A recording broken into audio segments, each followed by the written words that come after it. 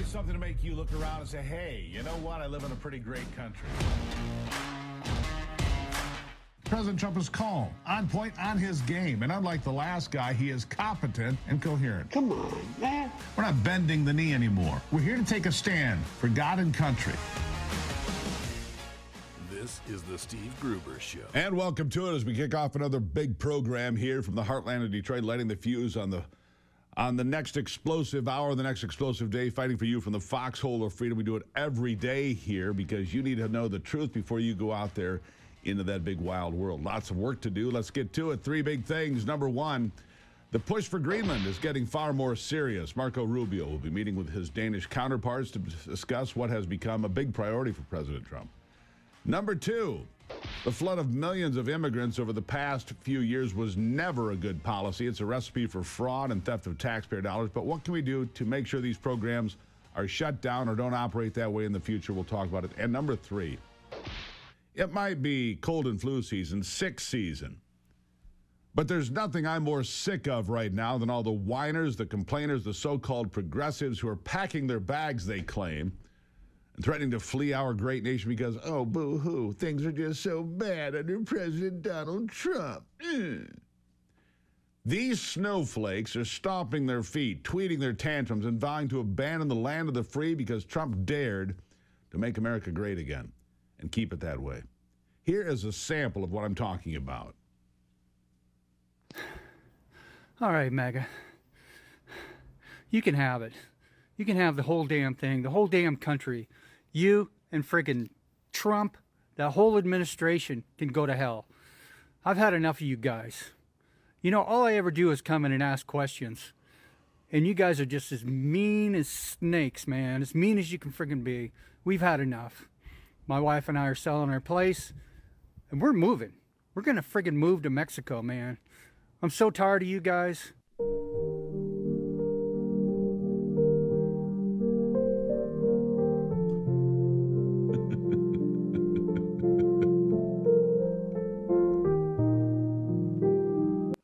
Okay.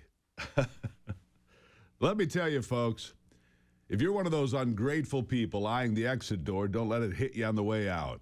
But before you go, pay attention. I'm about to school you on why America is the shining city on the hill and why your spoiled attitude is nothing short of a slap in the face to the people who've actually tasted real oppression. The people who've been under the jackbooted thugs. First off, let's talk about what makes America uniquely excellent. We're not just any country. We are the United States of America. The greatest experiment in human liberty the world has ever seen, ever seen. Under President Trump, we've reclaimed our sovereignty. Our economy is roaring back like a lion after a nap, and our borders are secure, finally, after years of neglect. Remember those dark days under the radical left? Inflation through the roof, 9.1%, endless wars, draining our blood and treasure, and a culture war turning our schools into indoctrination camps. Trump flipped the script on all those things. He brought jobs back from China, slashed regulations that were choking small business into oblivion, and stood up to the globalists who wanted to sell us out. Our military is stronger. Our energy independence is rock solid. We're exporting oil now, folks, not begging OPEC for scraps. And let's not forget the peace deals. Abraham Accords on steroids, no new wars, and dictators around the world trembling at the mere mention of his name.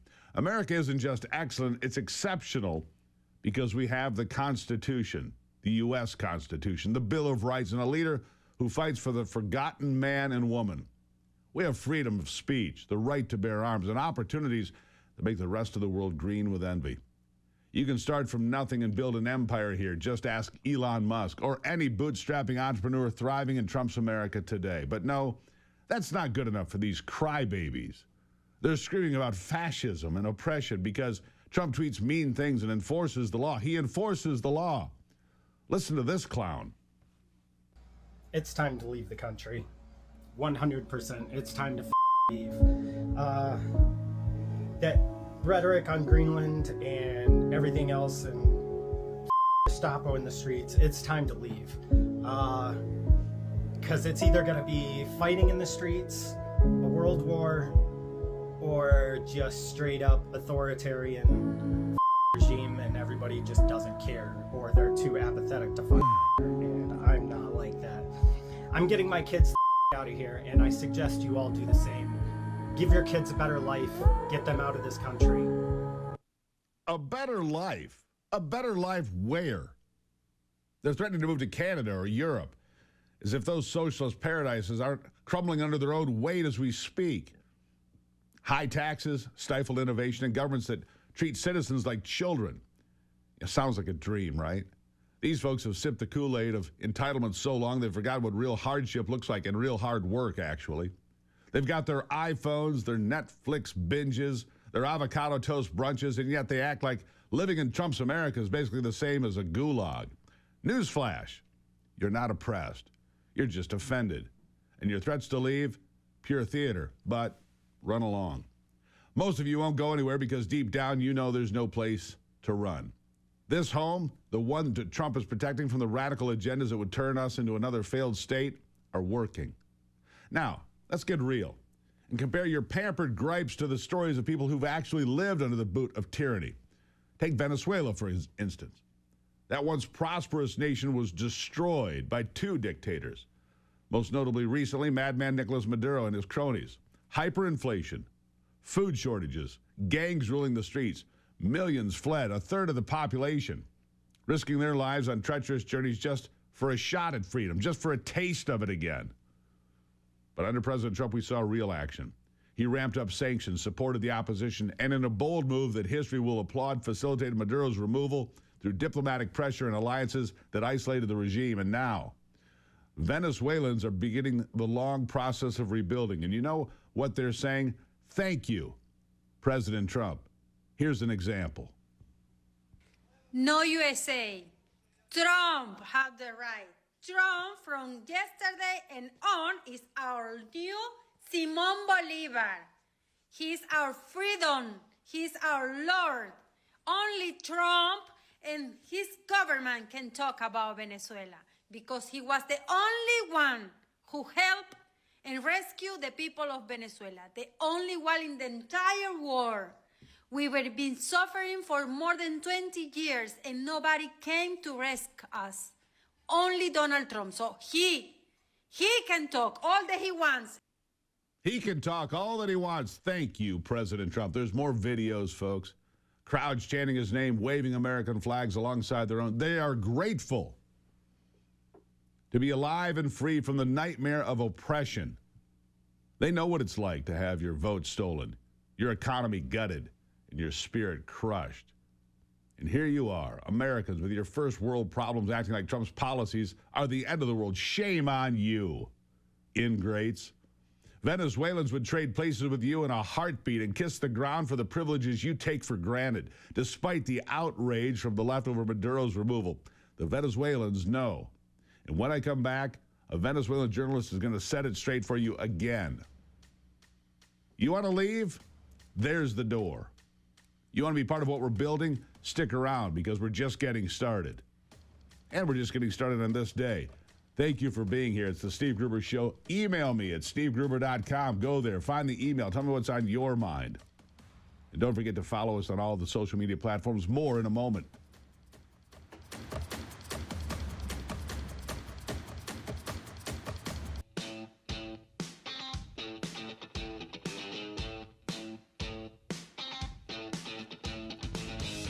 All right, back to it now. I want to share a Venezuelan journalist setting the record straight about everything that has happened in the last few days and the last few weeks leading up to the removal of Maduro. This is really important. Listen. Now a message to my English-speaking friends, because I'm already seeing people are organizing protests, hands off Venezuela, let's defend Maduro, we love dictators. Do not, for a moment, let your hatred and disdain for Donald Trump, an unsavory character, have you defending the dictator of my country that was destroyed by him and Chavez and their system 20 years ago. We Venezuelans are very, very happy that our dictator has been arrested, removed, and will be put through a trial. It's the first time we're seeing justice in 26 years. Now let's hope that they get the rest of the criminals out of Venezuela, and then we can return home. Yeah. Stop it. A very popular anti-Trump talking point is that Trump is an imperialist overlord who took over Venezuela to steal the oil, which completely ignores the fact that Russia, China, and Iran were already stealing the Venezuelans' oil every single day. And this Venezuelan woman completely destroys that talking point as well. There's just one right after another after another. Listen. Don't live through it, they won't know how desperate us Venezuelans are for a change. I know they're talking about Trump only wanting the oil, but everybody's there for the oil. Russia, Iran, everybody's there for the oil already, China. So if Trump needs the oil to give us freedom, then that's a price we're willing to pay just so that we have our freedom and make a change. In 26 years, nobody has done anything for our country except for Trump. So if that's a price that he's the only one that has made an action on it, and he's the only one that has delivered his promise. So if that's the price we need to pay for it, then that's okay. Venezuela has a lot of other resources. It's not just oil. We have minerals. We have so many other things that once our country is better, then we, as Maria Corina always say, we will be an amazing country. We just need that change and somebody to help us for it. And you could also look at Iran. The mullahs and the Ayatollah have ruled with an iron fist for decades, executing dissidents, oppressing women openly, funding terrorism, and crushing any whisper of freedom. In the 70s, leftists backed Ayatollah Khomeini simply because he was against the West, but then he instated Sharia law, and the Iranian people have been enslaved to it ever since. But the Iranian people, they too are rising up, revolting in the streets for more than 2 weeks now, risking bullets and batons for just one little taste of freedom. One little taste. Listen.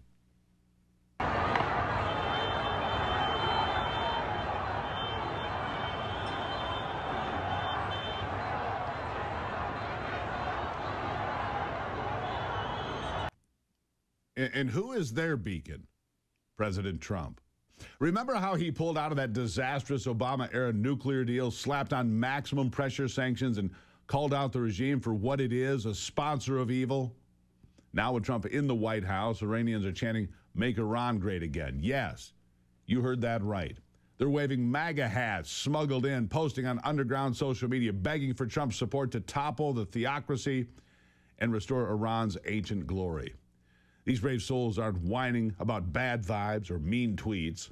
They're fighting for their lives against real oppression and people that kill them every single day. Women burning their hijabs, students facing down riot police. That's courage. And you, comfy in your suburban McMansion, threaten to expatriate because Trump secured the border or cut taxes? Pathetic. Iranians dream of the freedoms you enjoy every day, to speak your mind without fear of secret police, to pursue happiness without religious edicts dictating your life. Just listen to this guy and his criticism of the celebrities and their hypocrisy. Here it is. Mr. Mark Ruffalo, why are you talking about the ICE, that one single woman that died, that came in front of ICE? I don't understand where you guys want to take this with Gaza and Hamas and the Islamic Republic of Iran. Neither of you have lived under the Islamic Republic tyranny that you guys are talking about the death of one single woman that have came in front of an ICE agent, a police. And you guys are talking about, you guys have human rights. You guys have everything that you need in your life. We have been taken, our lives have been taken away from us. You guys have everything, and you guys once have one president in your country that wants the best for the people of America that have built the land for 250 years. America has a right to have a country. America has a right to have a country as much as Iranians have a right to have a country. So let's get the facts right here. All right? Let's not get ourselves lost in this illusion that you guys have been building for us, for people. Yeah, the people are passionate, and that includes this other Iranian protester in Los Angeles who's also sick of the Democrats. He explains why he left the Democrat Party. One more thought. I used to be a Democrat. I stood by you guys because you promised us liberty, justice, diversity. This is not diversity. Your silence is complicit. Democrats, wake the damn up. This is not okay. Iranian people right now, they're in prison. they're in prison, they're in complete digital blackout. How can you be silent? How can you be silent? He used to be a Democrat, and he is right on the money.